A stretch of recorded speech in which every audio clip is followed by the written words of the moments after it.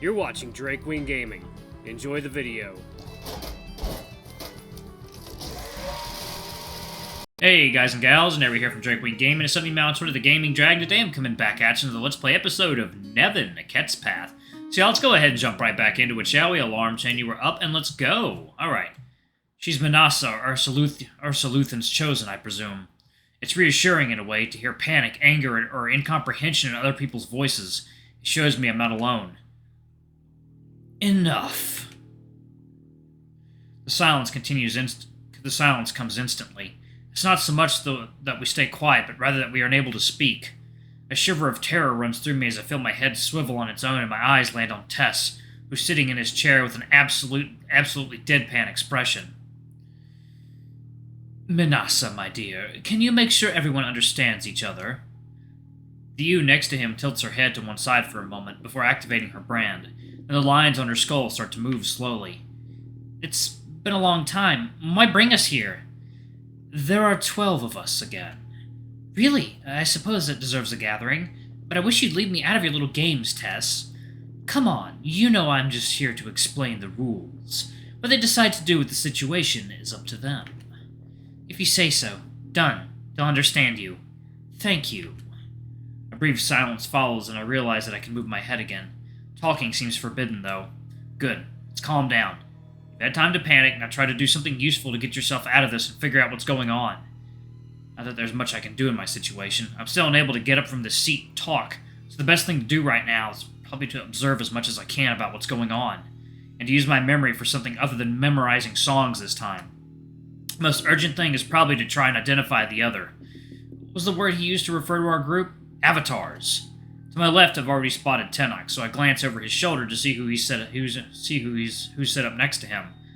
Not that that's necessary. The one right next to him is simply massive, and he happens to be Arakar's branded. He's an orca, I believe. It's hard to be absolutely sure just by looking at his silhouette. The next seat is occupied by a feline, a panther, or perhaps a jaguar. The brambles, typically of Morani's brand, wrap around her arms and legs before meeting around on her torso to blossom into a flower. The next comes Hurry's avatar. Almost ironically, he too is a lizard, with a brand almost identical to Tennock's, except that his triangle is the other way around. I haven't the faintest idea what the Anthracon sitting next to him is. While I can easily identify the brand of Garane, the rest, she looks like some kind of reptile, but she's clearly not a lizard. She's got something covering her back. Fortunately, the next one is much easier to recognize. He's a bird of prey, probably an eagle, and he bears the brand of Tessel. Lastra and Ilaria's bearers are side by side, both canines. A fox for one, and I think the other is some kind of dog or hyena.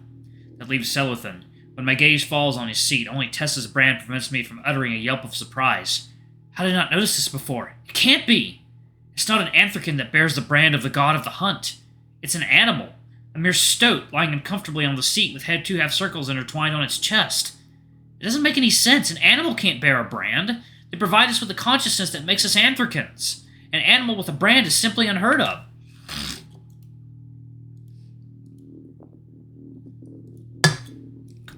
In the midst of everything else, it should probably be a minor consideration, but I just can't seem to get past it. How can an animal bear a brand? What is it capable of, and what... First of all, I must apologize for the way in which you have arrived here. It was in no way my intention to frighten you. My name is Tess, avatar and bearer of his brand. I advise you to use only the names of your gods as well. As you will soon realize, a bit of anonymity is always advisable. I've brought us together because we all share something in common, a bond that unites us and promises us a greater destiny. We are not mere Anthracons. We are more, much more. What's he talking about? More than Anthracons? That's not the impression I'm getting at the moment. Which one is a Larry? I forget. What is this bullshit? The voice of the bearer of the brand of light echoes across the room. It seems that Tess has given us back our voices. More than Anthracons? The only ones who categorize people like that are those fucking birds. Hey! What, did I hurt you? Good. I don't think this is the best time to fight. I agree with my fellow countrymen. While your argument may undoubtedly prove entertaining for the time being, I would prefer to know exactly what Tess means. Everyone then turns back to the hyena, who is still sporting his impassive expression. Thank you, Argon. I'm obviously not talking in terms of social status. I don't care about that. I'm talking about abilities. Power. I have no doubt that you have noticed that your brands are unique, more powerful even than those of similar size. The magic in your veins. It's almost as if you were constantly under the effect of an inkstone. That's because you've been selected and chosen. If you want to use that term by your gods to represent them on Telsin, you have a direct connection with them. You are their representatives. Their avatars. Interesting. Interesting. So I'm much better than him after all. Ha, good lord. I've always known I was chosen by the gods, little one. You're not teaching me anything new. All eyes turned briefly to her, but I'm more interested in Tenok's reaction next to me. Shit. Tenok? Not now, and don't use my name. But I have to understand what's going on here. It's important. Let me focus. He's right. This isn't the time to get lost in idle chatter, so I better stay quiet.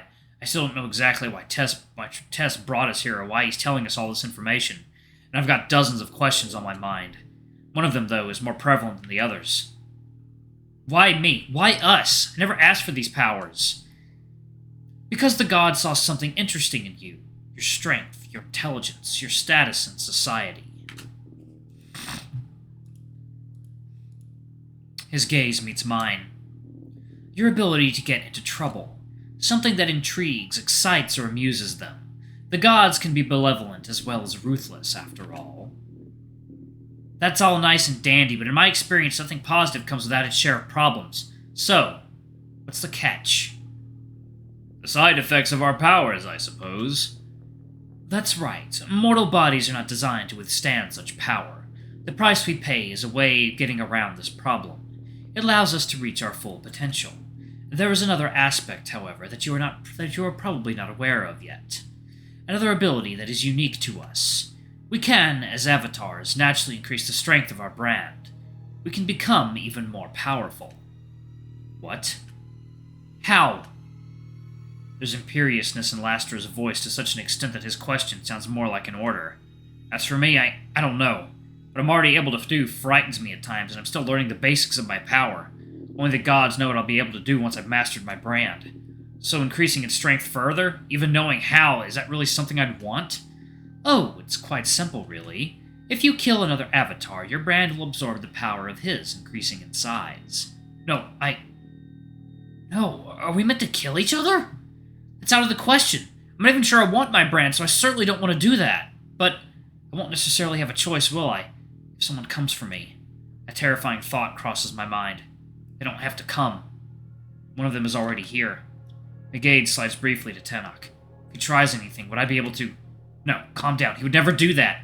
Not only because he's your friend, but also because it would cause far too many problems between Frostfang and Kazal. I'm a royal bard. That gives me some protection. I'm a royal bard of Frostfang. The appearance of my brand is what propelled me to my position in a very public way. Everyone knows who I am, where I am, how to reach me. I'm the only one here who isn't anonymous. This is horrible. Nobody would want to do that. You're fucking naive if you believe that. If one of you wants to try their luck against me, then come to the northern sea of Frostfang. It's been a long time since I've had a real challenge. We don't have to fight, do we? It's just a possibility. Unlike the others, there's no anger or concern in his voice, just curiosity. What you decide to do with this information is up to you. There is no other rule, no other explanation to give. The choice is yours. Is that it? There's no great goal to achieve, no special destiny, no reward if I kill them all? What's the point? As far as you're concerned, that's all. But there is indeed a point to this little game. These rules are in place for a reason, and it's quite simple. You are here to put on a show. The gods and I share that goal. I want to see what you'll do. Find out how you'll react. Second note.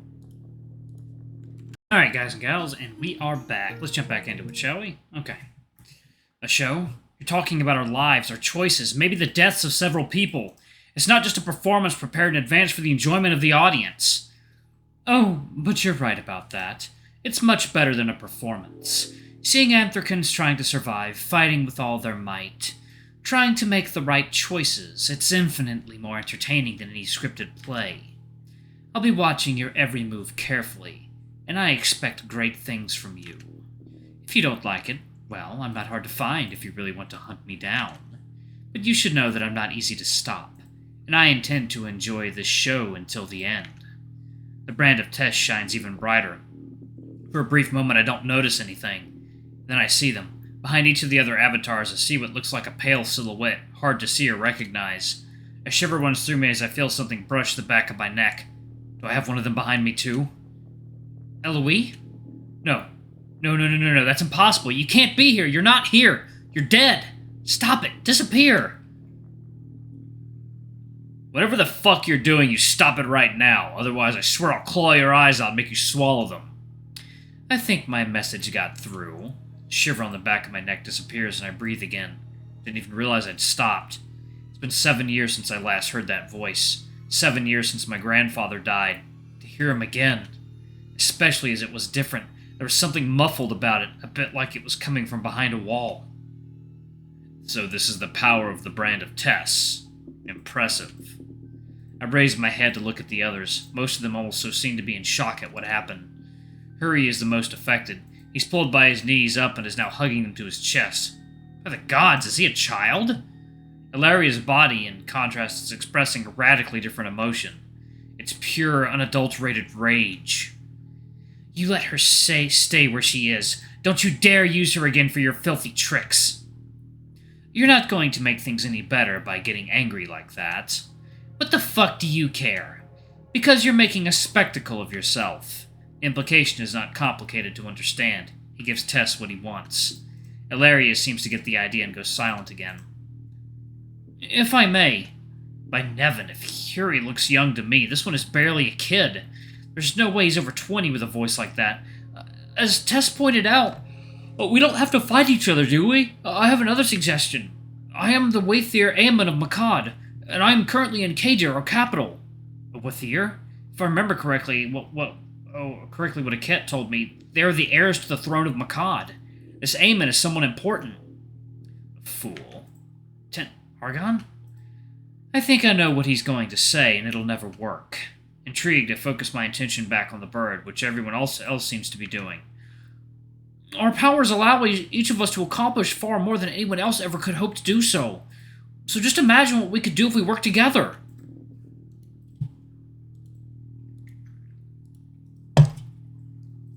Join me in my domain in the capital. Once they're together, we can plan how to use our powers to best help others around us. A pause follows his statement, a silence in which I can recognize surprise and disbelief. I have to admit that, well, it sounds very naive. Working together hand in hand with so many people from so many different places, and on top of that, with Anthracans who have a reason to stab you in the back literally, even I don't believe that for a second. And it looks like I'm not the only one. I've had to escape quite a few traps and even set a few myself, but this has got to be one of the most blatant I've ever seen. And if you mean what you say, kid, I don't give a few hours before you find yourself slaughtered in your own house.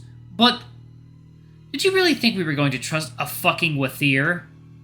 I just want to... Wathir, I think it would be best if you kept your mouth shut for the time being. I admire your noble intentions, but I fear this is not the right audience. Not to mention that even if you are sincere, what do I care about the good of others? Poor kid, I can't let him be bullied like that. Even his proposal isn't the most informed. It's not a bad idea. We don't have to fight each other, and we don't have to cooperate either. My brand makes life difficult enough without a fight to the death between the gods' chosen ones, and I certainly don't need more power. A detail from Tessa's explanations comes to mind. That might convince a few people. Alright, y'all, actually gonna pause it right there. Thank y'all so much for watching. Don't forget to like, comment, subscribe, ring that notification bell, and check out our Patreon if you can. It always helps. Before I go, I'm gonna give a quick shout out to our lovely bronze tier patrons. Thank y'all for all I do for the channel. We greatly appreciate your support. Thank you to our silver tier patron, Cade Silver, and thank you for going a bit above and beyond. It's greatly appreciated. Thanks to our 2 gold tier patrons, Zeke and Toby. Y'all are awesome. We love you. Thank you for subbing to Ultimate Tier. Anyway, if y'all want to get your names in the credits, get access to all of our not safe for work contents as little as $5. Alrighty, I love you all, and I'll see y'all in the next video. Bye-bye!